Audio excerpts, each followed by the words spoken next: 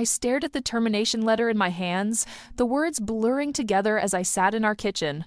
After 6 years with Morrison and Associates, they let me go with 2 weeks severance and a plastic smile. Budget cuts, they said. Nothing personal, they promised. But it felt personal when I watched my desk get cleared while my colleagues avoided eye contact.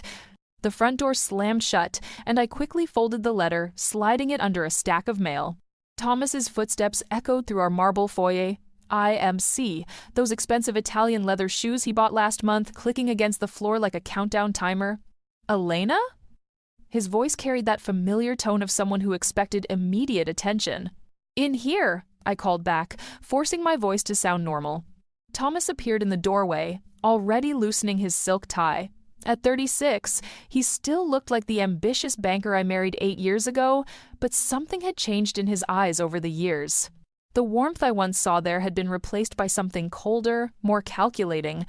"How was your day?" I asked, the question automatic after years of marriage. He didn't answer immediately. Instead, he walked to the refrigerator, pulled out a bottle of imported beer, and twisted off the cap with more force than necessary. The metal cap clattered across our granite countertop. "Thomas?" He turned to face me, and I saw something in his expression that made my stomach tighten. It wasn't anger or frustration, it was indifference. Complete, chilling indifference. "I heard about Morrison and Associates," he said, taking a long drink from his beer. "Word travels fast in the financial district." My heart stopped. "You heard?"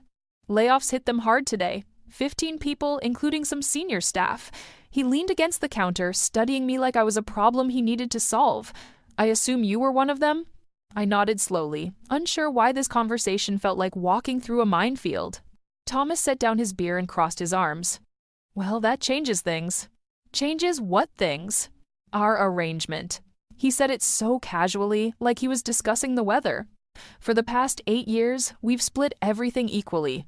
Mortgage, utilities, groceries, everything. That worked when we both had incomes." I felt something cold creep up my spine. "Thomas, I'll find another job. This is just temporary." "No." The word cut through the air like a blade. "I've been thinking about this for a while, actually. Even before today.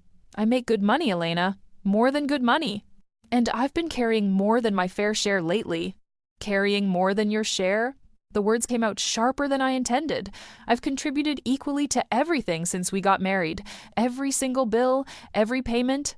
"With what money?" He laughed, but there was no humor in it. "Your salary was decent, sure, but let's be honest about the numbers here. I make $180,000 a year. You made 65. I've been subsidizing our lifestyle for years." I stared at him, trying to process what I was hearing. This was the man who used to bring me flowers every Friday. The man who once told me that marriage meant being a team through everything. "So here's how it's going to work from now on," Thomas continued, his voice growing colder with each word. "We split everything 50-50. Exactly 50-50. I'll pay for my half of the mortgage, my half of the utilities, my half of the groceries. You figure out how to pay for yours." "Thomas, I just lost my job today. I need time to—" "That's not my problem." He picked up his beer again, taking another drink like this conversation was already over. "I'll only provide for myself from now on. If you can't contribute your half, then you'll need to make some adjustments." The kitchen fell silent except for the hum of our expensive refrigerator, the one we'd bought together last year, splitting the cost exactly down the middle like we did everything else. Or like I thought we did everything else. I looked at this man I'd shared a bed with for 8 years, this man I'd built a life with, and realized I was looking at a stranger. The Thomas I married would have held me while I cried about losing my job. He would have assured me that we'd figure it out together. This Thomas was calculating the exact dollar amount of my worth to him. Something shifted inside me in that moment. Not anger. Anger would come later. Not sadness. That would come too. What I felt was clarity. Pure, crystalline clarity about exactly who I was married to. I could have argued. I could have cried. I could have begged him to remember the woman who'd supported his career, who'd moved across the country for his promotion, who'd given up opportunities for his dreams. Instead, I looked him directly in the eyes and nodded. "Okay," I said simply. Thomas blinked, clearly expecting a fight. "Okay? Okay." I stood up from the kitchen table, smoothing down my skirt. 50-50 it is. He stared at me for a long moment, confusion flickering across his face. This wasn't the reaction he'd expected, and I could see him trying to figure out what I was thinking. He had no idea what was coming next. Neither did I, but I was about to find out. The next morning, Thomas left for work at exactly 7:30, same as always. His routine never changed: shower, expensive cologne, perfectly pressed shirt, and that confident stride that said he owned the world. He kissed my forehead like nothing had happened, like he hadn't just turned our marriage into a business transaction the night before. "I'll be late tonight," he said, adjusting his tie in the hallway mirror.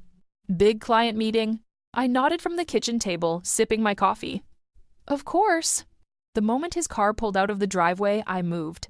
8 years of marriage had taught me Thomas's schedule better than he knew it himself.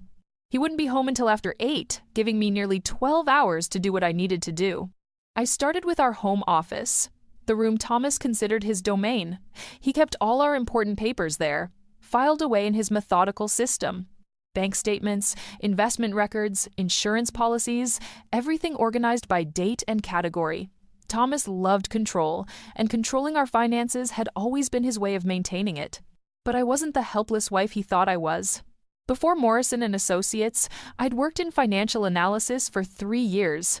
I knew how to read between the lines of bank statements and spot irregularities that most people would miss. The first thing I noticed was our joint checking account. According to Thomas, we split everything 50-50, but the numbers told a different story. Over the past 6 months, there had been several large withdrawals I didn't remember making. 500 here, 800 there, always in cash. When I added them up, it came to over $4,000. I pulled out my phone and started taking pictures of every statement, every transaction, every document. My hands were steady, my mind focused. This wasn't about emotion anymore. This was about facts. The joint savings account showed similar patterns.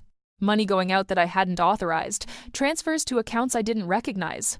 But what really caught my attention was a small notation on one of the statements: an automatic transfer of $1,500 every month to an account ending in 7,394. I'd never seen that account number before. I dug deeper into Thomas's filing system, looking for anything with those numbers.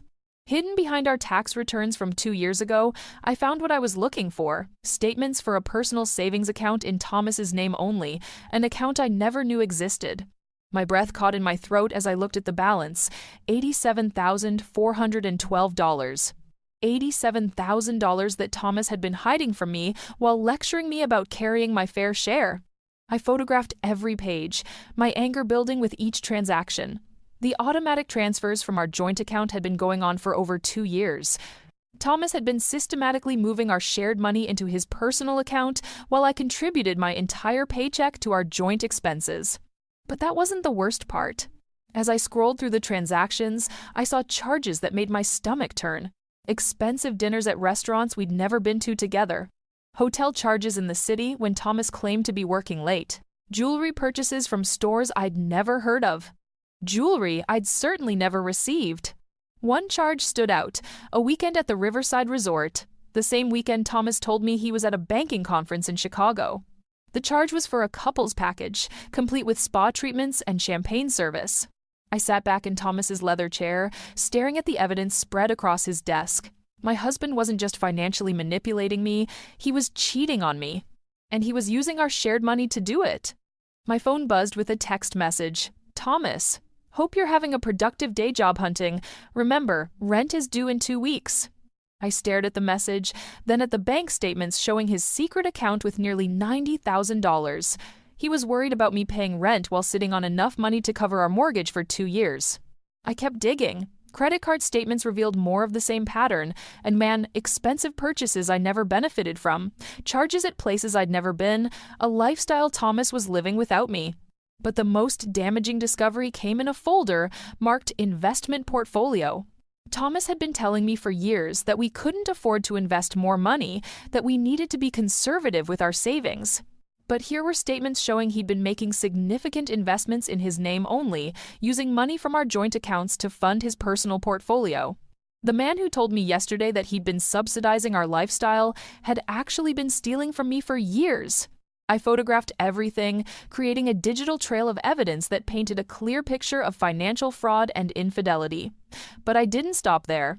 I opened Thomas's laptop, knowing his password was the same combination he used for everything, our wedding date followed by his lucky number. His email revealed the final piece of the puzzle. Messages with someone named Amanda Foster, discussing not just their affair, but business dealings that sounded questionable at best. References to moving money around and keeping things off the books suggested Thomas's financial crimes extended beyond our marriage. By the time I heard Thomas's car in the driveway that evening, I had built a complete case against him. But I didn't confront him. Instead, I smiled and asked about his day, playing the role of the obedient wife while my mind worked on something he could never imagine. Thomas thought he held all the cards, but he was about to learn that I'd been studying the game much longer than he realized. The next morning, I told Thomas I was going to look for work. He barely looked up from his newspaper, just grunted something about finally taking responsibility. If he had bothered to watch me leave, he would have seen me drive in the opposite direction of the business district, toward the small house where I grew up. My mother's catering business operated out of a converted garage behind her home. Even at 9 in the morning, the smell of fresh bread and simmering sauces filled the air. Carmen Rodriguez had built Carmen's Kitchen from nothing 20 years ago, starting with birthday parties for neighbors and growing it into one of the most sought-after catering services in the city. "Mija," she called out when she saw me, wiping flour-covered hands on her apron. "You look terrible." I almost laughed. Trust my mother to cut straight to the truth. "Thanks, Mama. That's exactly what I needed to hear." She studied my face with those sharp brown eyes that had always seen too much. "Sit. Tell me what that husband of yours has done now." I hadn't planned to tell her everything, but sitting in her warm kitchen, surrounded by the smells of my childhood, the whole story poured out. The job loss, Thomas's cold ultimatum, and everything I'd discovered in his office. My mother listened without interrupting, her expression growing darker with each detail. When I finished, she was quiet for a long moment, kneading dough with more force than necessary. "I never liked him," she finally said. "Mama, no, let me finish." She turned to face me, flour still dusting her hands. "From the first time you brought him home, something felt wrong. Too smooth, too charming. Men like that always have something to hide."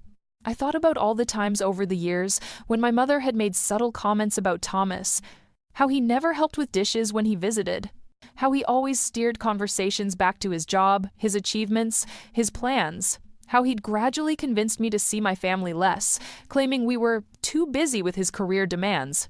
"You saw it, didn't you?" I asked, even when I couldn't. A mother knows. She sat down across from me, reaching for my hands. "But you're not that naive girl anymore. What you did yesterday, gathering all that evidence, that was smart. That was my daughter using her brain. I don't know what to do with it all, though. I feel so stupid for not seeing it sooner." "Stop that." Her voice was firm. "You trusted your husband. That's not stupid. That's what marriage should be. He's the one who broke that trust." My mother got up and poured 2 cups of coffee, adding the extra sugar she knew I liked when I was stressed. "Tell me about this Amanda woman." From what I could tell from the emails, she works at his company. They've been seeing each other for at least 6 months, maybe longer. But it's not just an affair, they're involved in some kind of financial scheme together. "What kind of scheme?" I pulled out my phone and showed her some of the email screenshots I'd taken. They're moving money around, hiding transactions. Thomas mentioned something about client accounts and temporary borrowing. It sounds like they're stealing from his company. My mother read the messages, her frown deepening. "This is serious, Elena. This isn't just about your marriage anymore." "I know, but I don't know what to do about it. If I report him, it'll destroy his career, and despite everything, I'm not sure I'm ready for that." "Why?" The question was sharp. "After what he's done to you?" I struggled to find the words. "Because once I do this, there's no going back. Our marriage will be over. My life as I know it will be over." My mother reached across the table and took my hands again. "Mija, your marriage is already over. Thomas ended it yesterday when he showed you who he really is. The question is, are you going to let him destroy you, or are you going to fight back?" She was right, and we both knew it. But knowing something and accepting it were 2 different things. "I need time to think," I said. "You need a job," my mother corrected. And I need help with the Henderson wedding this weekend. 300 guests, full dinner service. You interested? I looked around the kitchen, remembering all the times I'd helped her as a teenager. Rolling dough, chopping vegetables, serving at events. It had been good work, honest work. You're offering me a job? I'm offering you independence. The pay is good, and I've got more contracts than I can handle. Plus, you know this business. You helped me build it. For the first time in days, I felt something other than anger or confusion. I felt hope. There's something else, my mother continued. My accountant is retiring next month. I need someone to take over the books, handle the business side. Someone I trust completely. Mama, I can't just... You can't what? Take control of your life? Build something for yourself instead of supporting a man who doesn't deserve you? I looked at this woman who had raised me alone after my father left, who had built a successful business through sheer determination and hard work. She was offering me more than a job. She was offering me a way forward. When do I start? I asked. My mother smiled for the first time since I'd arrived. Right now, we've got prep work to do. Working in my mother's kitchen felt like stepping back in time, but in the best possible way. My hands remembered the rhythm of chopping vegetables, the precise timing needed for perfect sauces. More importantly, the work gave me something Thomas's money never could, a sense of purpose that belonged entirely to me. But even as I prepped for the Henderson wedding, my mind kept returning to those bank statements and emails. 3 days of working alongside my mother had given me clarity about what I needed to do next, but I had to be careful. Thomas was already suspicious about my calm reaction to his ultimatum. That evening, I sat at our kitchen table with my laptop, pretending to job hunt while Thomas watched television in the living room. But I wasn't looking at employment websites. I was digging deeper into the financial records I'd photographed, and what I found made my blood run cold. The pattern went back much further than I'd initially realized. Thomas hadn't just been hiding money for 2 years. He'd been systematically draining our joint accounts for nearly 4 years. Every bonus I'd received, every tax refund, every gift from my mother for birthdays and holidays, it had all been quietly transferred to his personal accounts. But the emails with Amanda revealed something even worse. They weren't just having an affair and stealing from me.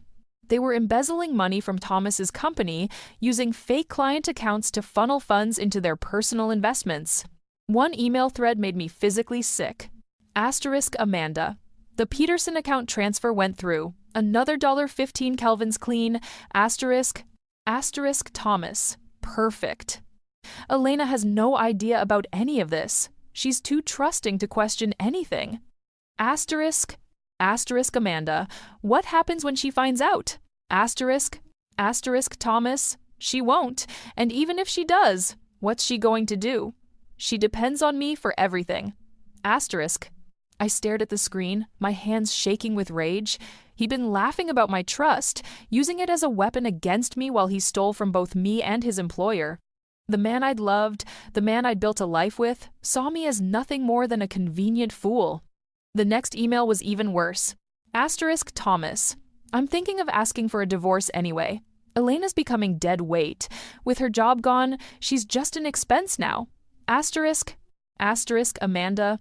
What about the house, the assets? Asterisk Thomas. That's why I'm implementing the 50/50 rule now. By the time I file, I'll have documentation showing she couldn't contribute financially.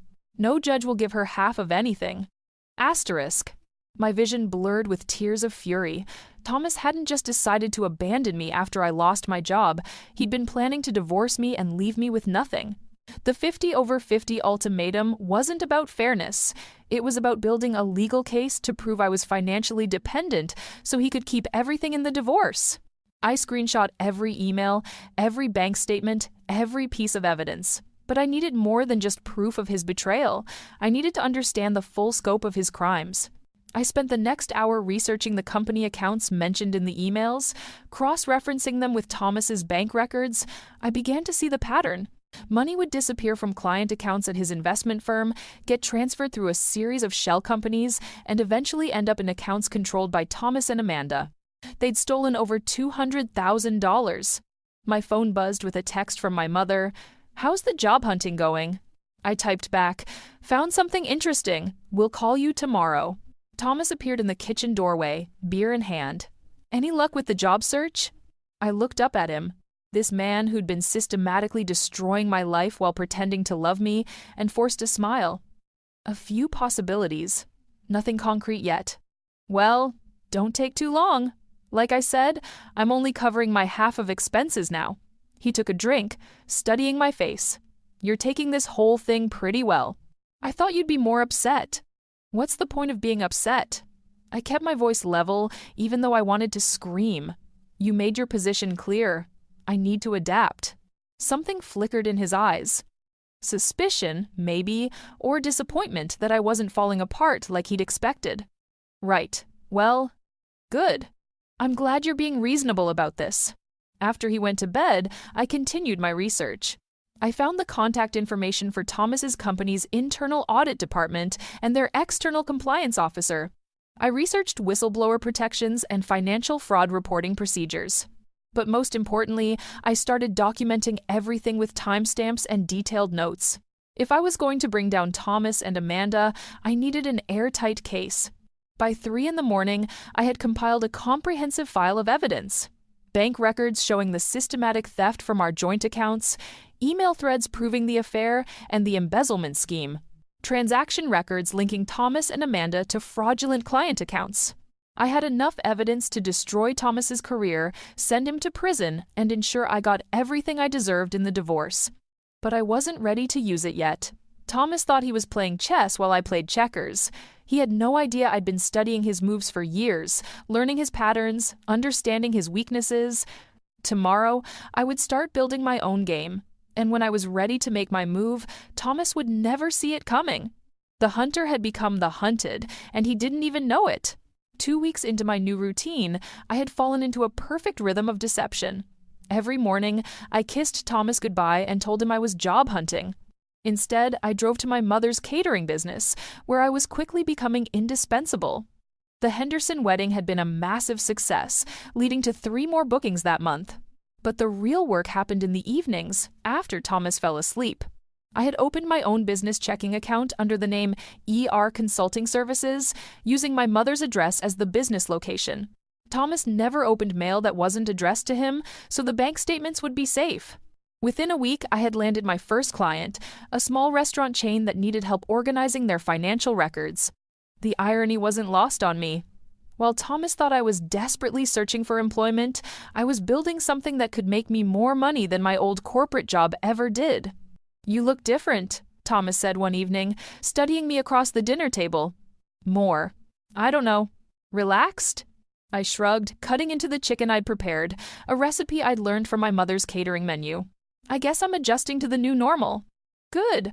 I was worried you might do something dramatic, like most women do when they don't get their way. The casual cruelty in his voice made my stomach turn, but I kept my expression neutral. What would be the point? You made your decision. I have to live with it. Thomas smiled, the kind of satisfied smile that told me he thought he'd won. Exactly. I'm glad you're finally seeing things clearly. If only he knew how clearly I was seeing everything. That night, after Thomas went to sleep, I made the call I'd been planning for days. Detective Patricia Wells worked financial crimes for the city police department. I'd found her name through my research into corporate fraud cases. Detective Wells? My name is Elena Rodriguez. I have information about a significant embezzlement scheme at Hartwell Investment Group. Her voice was crisp, professional. What kind of information? Bank records, email communications, and transaction histories showing systematic theft from client accounts. The amount stolen is over $200,000. There was a pause. Mrs. Rodriguez, are you an employee of Hartwell Investment Group? No, I'm married to one of the people involved in the scheme. Another pause, longer this time. I see. Can you come in tomorrow morning? Bring whatever evidence you have. I'll be there. The next morning, I told Thomas I had a promising job interview downtown. He barely looked up from his coffee, too absorbed in checking his phone, probably texting Amanda. Detective Wells was younger than I'd expected, maybe early 40s, with sharp eyes that reminded me of my mother's. She listened without interruption as I laid out everything I'd discovered, spreading the printed emails and bank statements across her desk like pieces of a puzzle. This is comprehensive, she said finally. How long have you known about this? I discovered it 2 weeks ago, after my husband told me he would only pay for himself from now on. I started looking into our finances and found all of this. And you're certain these email communications are authentic? I nodded. I took the screenshots directly from his laptop. I can show you the metadata if you need it. Detective Wells studied the evidence for several minutes, making notes. Mrs. Rodriguez, I have to ask, what's your endgame here? This information will likely result in criminal charges against your husband. My endgame is justice. Thomas has been stealing from me for years, while making me believe we were partners. He's been planning to divorce me and leave me with nothing. And he's been committing crimes with his girlfriend using money that should have been ours. You understand that once we begin this investigation, there's no going back? I understand. She nodded slowly. We'll need to move carefully. If your husband suspects he's under investigation, he might try to destroy evidence or flee. Can you continue gathering information without arousing suspicion? He thinks I'm a helpless housewife looking for work. He has no idea what I'm capable of. Detective Wells smiled for the first time since I'd arrived. Good. Here's what we're going to do. She outlined a plan that would allow me to continue monitoring Thomas's activities while the police built their case. I would document any new suspicious transactions or communications while they began their own investigation into Hartwell Investment Group's client accounts. One more thing, Detective Wells said, as I prepared to leave. You mentioned your husband is planning to divorce you. Have you considered protecting yourself legally? I'm working on it. That afternoon, I met with Rebecca Chen, a divorce attorney my mother had recommended. Rebecca specialized in high-asset divorces involving financial fraud, and her reputation for destroying cheating husbands was legendary. Based on what you've shown me, Rebecca said after reviewing my evidence, your husband has committed multiple felonies. The good news is, that gives us tremendous leverage in divorce proceedings. What kind of leverage? In cases involving financial fraud, the court can award the innocent spouse significantly more than 50% of marital assets. Given the systematic nature of his theft from your joint accounts, we could potentially claim the entire value of your home, his retirement accounts, and his investment portfolio. For the first time in weeks, I felt genuinely hopeful about my future. That evening, Thomas came home with flowers, cheap grocery store roses that probably cost him less than one of his expensive lunches with Amanda. What's the occasion? I asked. Just wanted to show you I appreciate how well you're handling everything. I smiled and put the flowers in water, thinking about how much those roses would cost him in the end. 3 weeks had passed since my meeting with Detective Wells, and Thomas was growing careless. Success had always made him arrogant, but now his confidence in controlling me had reached dangerous levels. He started bringing Amanda around more often, introducing her as a colleague when we ran into neighbors, letting her call the house at all hours. I played my part perfectly, the struggling dependent wife who was grateful for any scraps of attention he threw my way. Amanda's coming for dinner Friday, Thomas announced one evening, not asking but telling me. She's been working on a big project with me, and I thought it would be nice to have her over. I looked up from my laptop, where I'd been pretending to browse job listings while actually managing my growing consulting business. Of course. What should I cook? Something simple. She's not really into fancy food.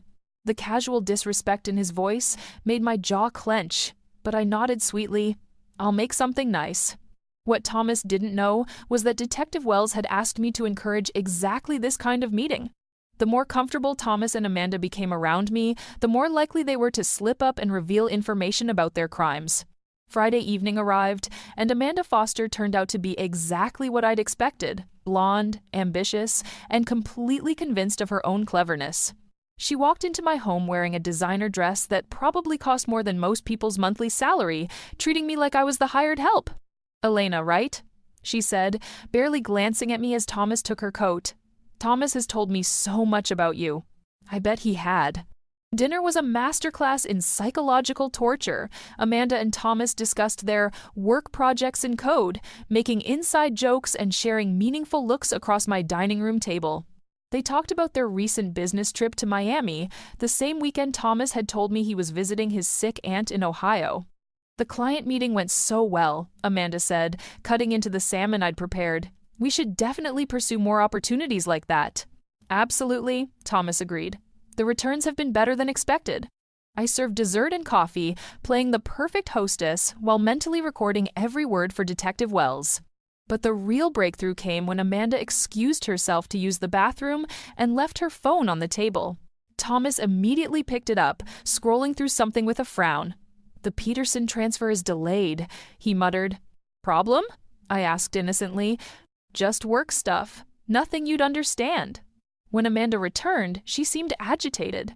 "We need to talk," she said to Thomas, glancing at me nervously. "Elena was just going to clean up," Thomas said dismissively. "Weren't you, honey?" I gathered the dishes and retreated to the kitchen, but I left the door slightly open. Their voices carried clearly as they moved to the living room. "The audit department is asking questions about the Peterson account," Amanda whispered urgently. "They want to see transaction records going back 6 months. "That's impossible. We covered our tracks." "Apparently not well enough." "Someone tipped them off." My heart raced. Detective Wells had warned me that the investigation was moving forward, but I hadn't expected it to progress this quickly. "Who would know enough to tip them off?" Thomas asked. "I don't know, but we need to move the remaining funds tonight, if they freeze the accounts." "How much time do we have?" "Maybe a week, if we're lucky. We need to transfer everything to the offshore accounts and then lay low for a while." I continued washing dishes, my hands steady despite the adrenaline coursing through my veins. They were panicking, which meant they were about to make mistakes. "What about Elena?" Amanda asked. "If this goes public, she'll find out about everything." Thomas laughed, and the sound made my skin crawl. "Elena's not a problem. She's too dependent on me to cause trouble. Besides, she doesn't understand finance well enough to connect the dots." "Are you sure? She seems smarter than you give her credit for." "Trust me, I know my wife. She's harmless." After Amanda left, Thomas was unusually affectionate, probably feeling guilty about the conversation I wasn't supposed to have heard. He brought me wine and suggested we watch a movie together, something we hadn't done in months. "You know I love you, right?" he said as we sat on the couch. I looked at this man who had just spent the evening planning to steal more money while discussing how harmless and stupid I was, and I smiled. Of course I know that. Good, because no matter what happens with work or money, we're a team. Always I lied. That night, after Thomas fell asleep, I called Detective Wells and reported everything I'd overheard. She listened carefully, asking specific questions about the timeline and the offshore accounts. "This is exactly what we needed," she said. "We're going to move fast now. Are you prepared for what comes next?" I looked at Thomas sleeping peacefully beside me, completely unaware that his world was about to collapse. "I'm ready." "Good, because tomorrow everything changes." I hung up the phone and stared at the ceiling, thinking about how Thomas had called me harmless just hours earlier. He was about to learn that the most dangerous people are often the ones you underestimate. The trap was set, and Thomas had walked right into it. The morning started like any other. Thomas showered, dressed in his expensive suit, and kissed my forehead before heading to what he thought would be just another day of stealing money and lying to his wife. He had no idea that Detective Wells and her team were already in position at Hartwell Investment Group, armed with search warrants and enough evidence to destroy him. I went through my usual routine of pretending to job hunt, but today felt different. Today, everything Thomas had built through lies and theft would come crashing down. The call came at 11:47 a.m. "Mrs. Rodriguez, this is Detective Wells." "It's done. We've arrested both your husband and Amanda Foster. The FBI is seizing all their accounts as we speak." I sat in my mother's kitchen, surrounded by the smell of fresh bread and the sound of her humming while she worked, and felt something I hadn't experienced in months: complete relief. "What happens now?" I asked. "Now you get your life back." Thomas called me from jail 3 hours later. His voice was shaking, all his arrogance stripped away by the reality of handcuffs and criminal charges. "Elena, you have to help me. This is all a misunderstanding. I need you to call my lawyer, post bail, something. Please." I let him talk for a full minute, listening to him beg and make promises he would never keep. When he finally stopped, I spoke calmly. "No." "What do you mean, no?" "Elena, I'm your husband. I don't have to do anything for you ever again, Thomas." There was silence on the other end of the line. I could practically hear his brain trying to process what I'd just said. "I know about everything," I continued. "The hidden bank accounts, the money you stole from our joint savings. Amanda. The embezzlement scheme, all of it. Elena, I can explain. You can explain it to the FBI and to the divorce court. Divorce court? His voice cracked. Elena, please, we can work this out. I made mistakes, but... You didn't make mistakes, Thomas. You made choices. You chose to steal from me for 4 years. You chose to cheat on me. You chose to plan a divorce that would leave me with nothing. And you chose to underestimate me. I could hear him breathing heavily, finally understanding that the harmless, dependent wife he'd been manipulating was gone. How did I figure it out? I'm not the stupid woman you thought you married. I have a degree in financial analysis, remember? The same degree you convinced me to waste in a corporate job while you built your criminal empire. Elena, please. I hung up. That evening, Rebecca Chen called with news that made me smile for the first time in weeks. The criminal charges work in our favor, she said. Since Thomas used marital assets to commit crimes, the court will likely award you the entire value of your home, his retirement accounts, and his legitimate investment portfolio. We're talking about roughly $400,000 in assets. And his debts? His legal fees and restitution payments are his problem, not yours. You'll walk away clean.